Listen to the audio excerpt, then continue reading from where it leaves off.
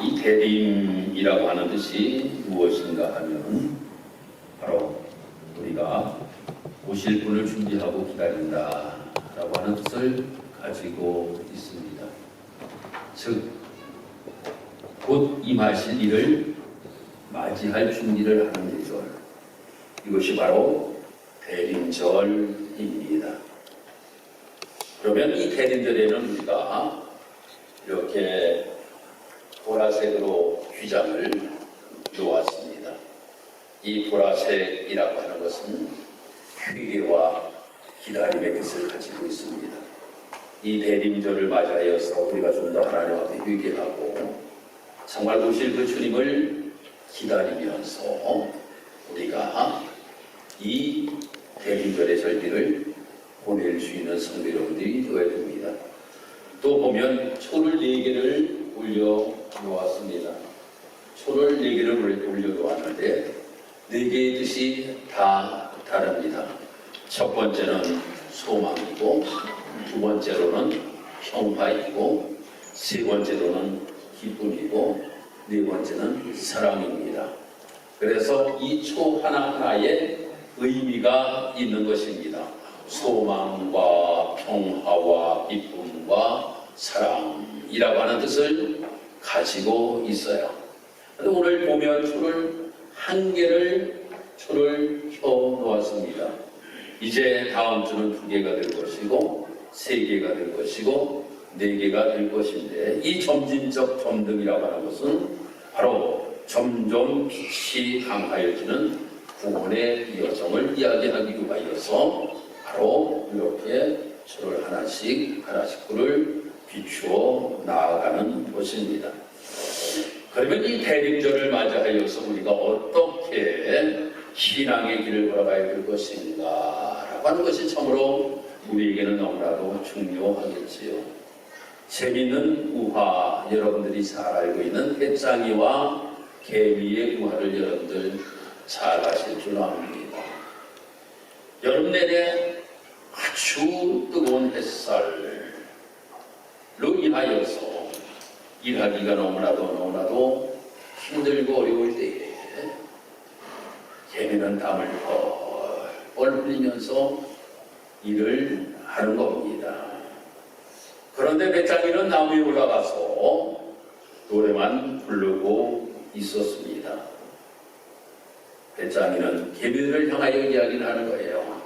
날씨도 덥고 날씨도 좋은데 왜 그렇게 너희는 땀을 뻘뻘 흘리면서 일만 하느냐? 뭘 그렇게 서두르면서 삶을 살아가느냐? 라고 이렇게 이야기를 합니다. 그런데 겨울이 되고 난 다음에는 정반대가 되게 되었다라고 하는 거지요. 성도 여러분, 우리가 삶을 살아가면서 무엇인가 이 백장이와 개미의 차이가 무엇일까요? 재능의 차이입니까? 능력의 차이입니까? 아니라고 하는 거야. 재능의 차이도 아니고 능력의 차이도 아닌데, 바로 한쪽은 현재만을 바라보고 삶을 살아가는 모습이었고, 한쪽은 다가올 때를 바라보면서 준비하는 삶을 살아간 것입니다. 바로 우리가 이 땅에서 삶을 살아가면서도 마찬가지라고 하는 겁니다.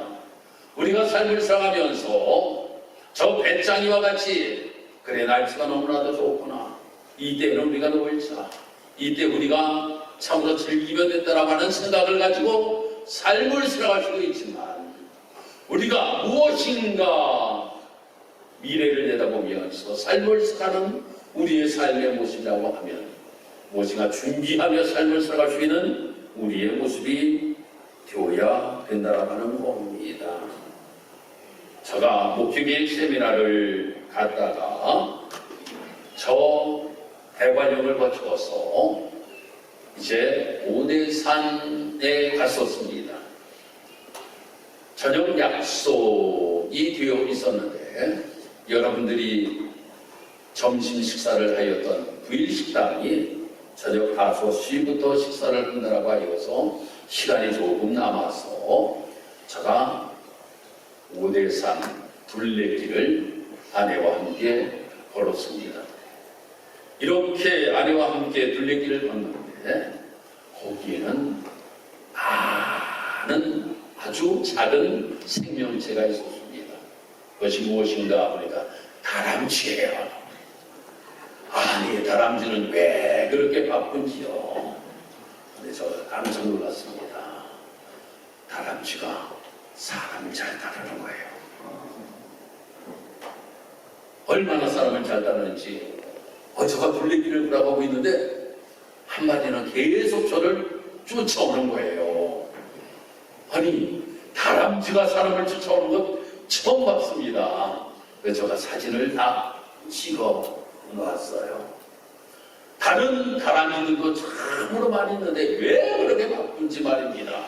왔다 갔다 왔다 갔다 왔다 갔다 왔다 갔다 하면서 다람쥐들이 움직이더라고요. 뭘 하는가 보니까 도토리들을 모으기 위하여서, 겨울을 준비하기 위하여서 이 다람쥐들이 도토리들을 모으고 있는 모습을 보게 되었습니다. 사랑하는 성도여러분, 우리도 마찬가지라고 하는 겁니다. 우리가 이 대림철을 맞이하여서 우리는 이 다람쥐와 아니 개미와 같은 모습을 가지고 무엇인가를 준비하며 삶을 살아갈 수 있는 우리의 모습이 되어야 된다고 하는 겁니다. 우리가 다시 오실 주님을 믿기 때문에 무엇인가를 우리가 준비해야 되지 않겠습니까? 기도의 둥지를 다시 고치는 준비가 우리에게 필요하다고 하는 겁니다. 말씀이라고 하는 양식을 다시 모으는 준비가 필요하다고 하는 겁니다. 깨어있으라고 하는 방패를 다시 정비하는 시간이 되어야 된다고 하는 겁니다. 바로 이러한 준비의 기간이 우리의 삶 속에 필요하다고 하는 겁니다. 사랑하는 성도 여러분, 저는 우리 박효일 집사님 밭을 제가 보면서 무엇인가 하얀 거를 쫙 깔아놓았어요. 그래서 제가 여쭤봤어요. 집사님, 뭘 심으셨어요?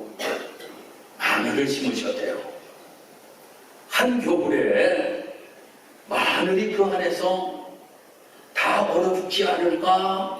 라고 하는 생각을 갖는데, 내년 봄이 되면 거기에서는 아주 파릇파릇하게 싹이 나올 것이고, 맛있는 마늘 정도 나올 것이고, 맛있는 마늘도 분명히 연일 것입니다. 우리가 생각할 때 우리는 정말 땅속 깊이 들어가 있는 저 씨앗이 이 겨울을 어떻게 싹을 틔울까라고 하는 생각을 우리가 갖지만, 그 겨울이 지나고 나면 거기에서는 싹이 솟게 되고 거기에서는 또한 아름다운 열매를 맺게 된다고 하는 겁니다. 사랑하는 성도 여러분, 우리가 삶을 살아가는 누가 가정에서도 마찬가지라고 하는 겁니다.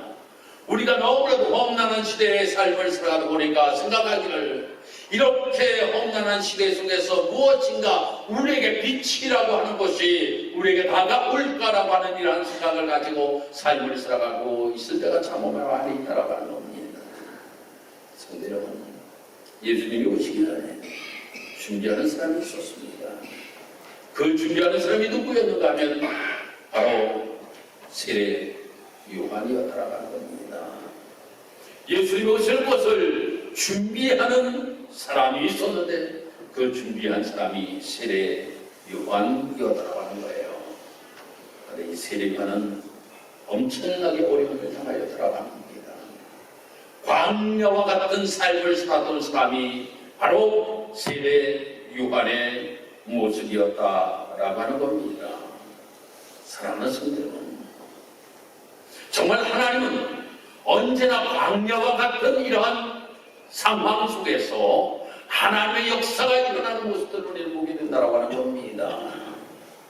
지금 우리가 삶을 살아가면서 내가 너무나도 광야와 같은 삶을 살아간다 할지라도 소가 하나 비춰지고, 두 개 비춰지고, 세 개 비춰지고, 네 개 비춰짐으로 인하여서 그 예수님이 이 땅에 오셔서 이 세상의 모든 빛을 환하게 비춰주심같이 놀라운 역사를 하나님께서 이루어 주신다라고 하는 겁니다.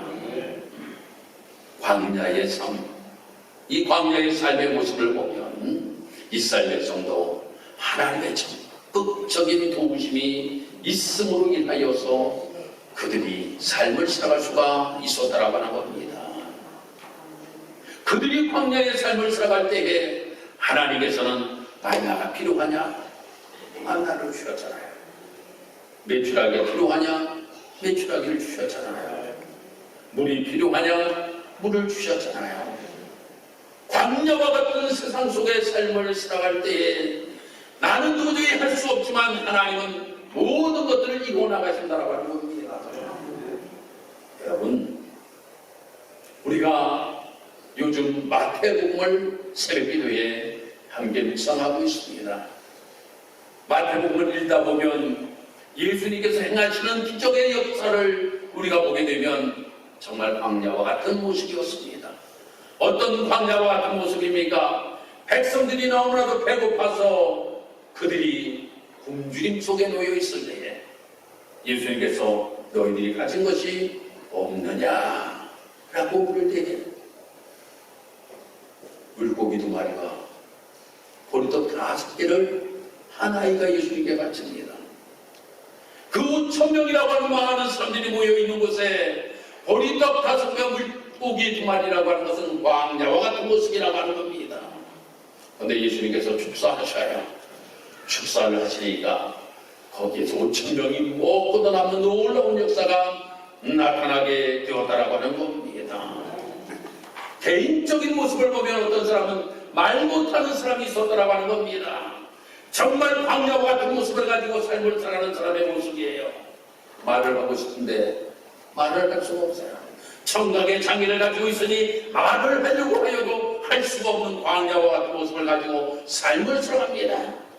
그렇지만 예수님의 빛이 그에게 비춰지기는 순간에 말하는 놀라운 역사가 나타나게 됩니다. 다리를 절로 인하여 일어나지 못하는 광야와 같은 모습을 가지고 삶을 살아가는 사람이 있었습니다. 이 사람에게 예수님께서 빛을 비춰주시니 그가 겪는 놀라운 역사가 나타나게 되었다고 하는 겁니다. 눈에다 진흙을 발라주면서 저 안 못 보는 시각장애를 가진 사람에게 실로암 못에 가서 씻으라 라고 하는 말씀을 할 때에 지금까지는 너무나도 캄캄한 광야와 같은 삶을 살았지만 눈을 뜨는 놀라운 역사가 나타나게 되었다고 하는 겁니다. 사랑하는 성도 여러분, 이 대림절기에 우리 사랑하는 성도 여러분들에게 이러한 놀라운 역사가 있기를 주님의 이름으로 축복합니다. 이런 주님을 맞이할 수 있는, 준비할 수 있는 기간이 우리 사랑하는 성도 여러분들 되기를 주의 이름으로 축복합니다. 저는 다 알지 못해요. 저는 다 알지 못하지만 이 자리에 계신 우리 사랑하는 성도 여러분들도 개개인적으로 나는 이러한 광야를 내가 가지고 있다. 내가 이러한 광야를 내가 가지고 있다. 라고 하는 것이 분명히 우리 사랑하는 성도 여러분들에게 있다라고 하는 겁니다. 이 광야가 치유되는 놀라운 역사가 있기를 주의 이름으로 축복합니다. 사람의 힘으로 되지 아니한다 할지라도 하나님의 능력으로 말미암아 이 모든 것들이 이루어지는 역사가 나타나게 될 줄 믿습니다. 그러니 우리가 이 주님의 놀라우신 능력으로 말미암아 광야와 같은 세상이 변하는 놀라운 역사가 있기를 주님의 이름으로 축복합니다. 그러기 위하여서는 우리에게 필요한 것이 있습니다.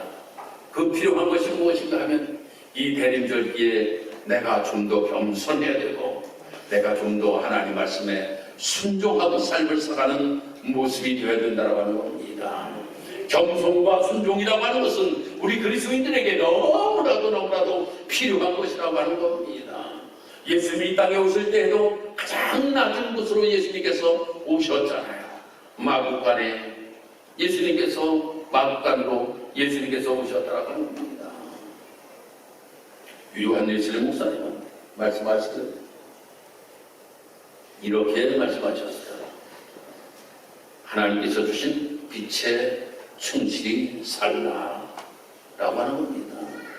그러니까 내 생각과 내 뜻대로 삶을 살아가는 것이 아니라 하나님께서 주시는 빛에 충실하여 삶을 살아갈 수 있는 우리의 모습이 되어야 된다고 하는 겁니다.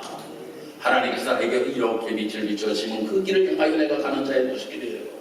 하나님께서 저렇게 비춰주시면 저렇게 가는 우리의 모습이 되어야 된다고 하는 겁니다. 내가 겸손할 때 그렇게 할 수가 있어요. 아니에요, 내 길이 맞아요, 내 뜻대로 갈 겁니다 라고 하면 하나님의 빛이 나에게 비춰진다 할지라도 그 길로 걸어가는 것이 아니라 벽길로 걸어가게 된다고 하는 겁니다. 겸손한 마음이 내 마음속에 있어요. 아유, 나는 할 수 없어요. 주님이 인도하시는 대로, 주님께서 말씀하시는 대로 나는 순종할 수밖에 없습니다 라고 하는 겸손한 마음이 내 마음속에 있으면 순종의 아름다운 모습을 가지고 삶을 살아가게 된다고 하는 것입니다. 성도 여러분, 우리가 이 대림절을 맞이하여서 내가 하나님 앞에 어떻게 겸손한 모습을 가지고 어떻게 순종의 모습을 가지고 내가 삶을 살아가야 될 것인가라고 하는 것을 다시 한번 우리의 마음속에 다시 한번 되새겨 볼 수 있는 모습이 되어야 된다고 하는 겁니다. 숨겨진 자리에서 성실히 섬기는 순종을 행하며 삶을 살아갈 수 있는 우리의 모습이 되어야 됩니다. 용서함을 알지만 미루지 아니하는 순종을 가지고 삶을 살아갈 수 있는 우리의 모습이 되어야 됩니다. 하나님 앞에서 시간을 구별하는 순종을 가지고 내가 삶을 살아가는 모습이 되어야 됩니다.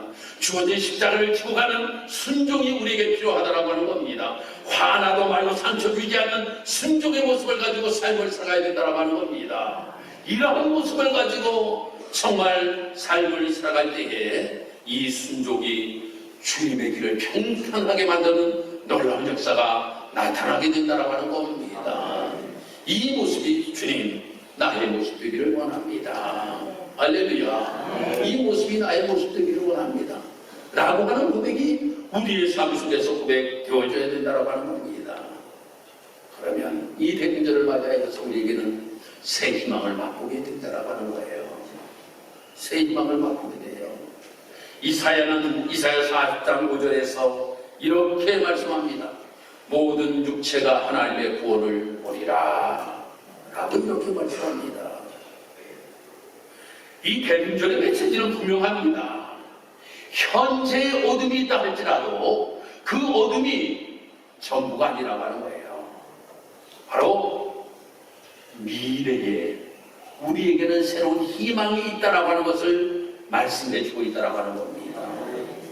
어둠 속에 너희들이 헤매고 있다 할지라도 한 빛이 비춰짐을 하여 밝아지고 두 빛이 비춰짐으로 인하여 더 밝아지고 세 빛이 비춤으로 인하여 더 밝아지고 네 빛이 비춤으로 말미암아 환하게 비춰지는 놀라운 역사가 나타나게 될 것이다 라고 하는 희망의 메시지를 우리에게 주고 있다라고 하는 겁니다. 주님이 오시면 구원의 역사가 나타나게 됩니다. 회복의 역사가 나타나게 됩니다. 미래가 열리게 됩니다. 어두운 현실에도 소망이 싹이 트게 됩니다. 낙심한 마음에도 위로가 시작됩니다. 깨어진 자리에도 새 생명이 피어납니다. 이것이 대림의 복음이라고 하는 겁니다. 사랑하는 성도 여러분, 그러니 이 대림절을 맞이하여서 우리 사랑하는 성도 여러분들이 무엇인가 희망을 보며 삶을 살아갈 수 있는 성도 여러분들이 되기를 주님의 이름으로 축복합니다. 며칠 전에 저희 방 목사님 어머니께서 돌아가셔서 장례식장을 다녀왔습니다. 그 장례식장을 다녀왔는데 너무나도 가슴 아픈 모습을 제가 보았어요. 며칠 전에 TV를 통하여서 또한 인터넷 뉴스를 통해서 여러분도 보았겠지만 평택에서 아이들이 아파트 옥상에서 뛰어내려서 자살을 한 사건이 있었어요. 그 아이들이 여기에 지금 있다라고 하는 이야기를 들었습니다. 그래서 어떤 아이들인가 라고 하여서 제가 장례 게시판이 있잖아요. 왔어요. 이름도 없고 국화만 한 송이씩 놓여 있는 모습을 보고 너무나도 마음이 아팠습니다. 왜 저 아이들이 이 물음입니다. 왜 저 아이들이 라고 하는 물음이 저의 마음속에 나왔어요.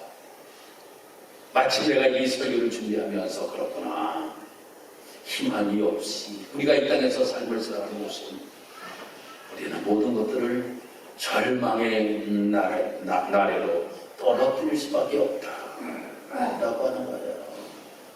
무엇인가 희망이 있어야 될 텐데 희망이 없으면 우리는 모든 것들을 포기해 버리려고 하는 모습을 가지고 삶을 살아가는 것이 우리의 모습이다라고 하는 겁니다. 사랑하는 성도 여러분, 우리 사랑하는 성도 여러분들 가운데서 어떤 분들이 이런 이야기를 하고 계세요. 목사님 너무 힘듭니다. 너무 아픕니다. 너무 힘들고 어렵습니다. 라고 하는 이야기를 하는 데가 있어요. 하지만 여러분들에게는 희망이 있습니다. 주님께서 우리에게 희망이 되어주십니다. 그 예수님을 바라보면서 삶을 살아가며 그 예수를 맞이하기 위한 준비를 하며 삶을 살아갈 수 있는 우리의 모습이 되어야 된다고 하는 겁니다. 그러면 우리는 그 어려움 가운데서도 이 모든 것들을 넉넉히 이기며 삶을 살아갈 수 있는 우리의 모습이 되게 되는 것입니다. 사랑하는 성도 여러분, 이제 결론적으로 말씀을 드리겠습니다.